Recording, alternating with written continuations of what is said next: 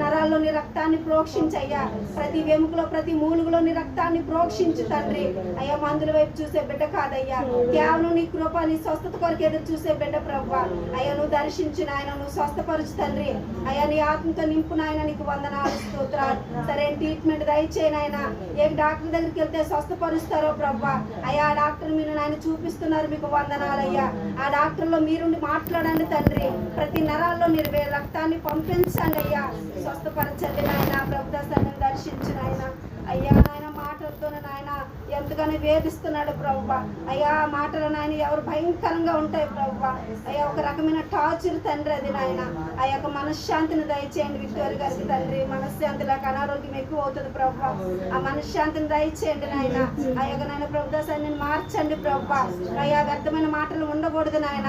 అయ్యా నీ వైపు తిరిగే బిడ్డగా ఉంచండి తండ్రి. అయ్యా రోజుకొకలా ఉండే మనసును తీసివేసి నాయన, అయ్యా చనిపోయినంత వరకు ఒకే మనసు కలిగి ఉండడానికి సహాయం చేయండి. కేవలం నీ మాటలు పలకాలయ్యా. అయ్యా యేసు ప్రభు తప్ప భూమి మీద ఇంక మరొక దేవుడు లేడని పలికించిన ఆయన నీకు వందనాలు స్తోత్రాలు. అయ్యా నీకు వందనాలు. అలాగే నాయన దేవిని జ్ఞాపకం చేసుకోండి. అయ్యా శనిబాబుని జ్ఞాపకం చేసుకోండి. బిడ్డలిద్దరిని మీరు జ్ఞాపకం చేసుకోండి. అయ్యా వాళ్ళ వ్యాపారాన్ని మీరు ఆశీర్వదించండి. రక్షణ లేదు నాయన, రక్షణలోకి నడిపించు. అయ్యా నాయన ఆ బిడ్డకు నన్ను అంటే ఎంతో ఇష్టం తండ్రి.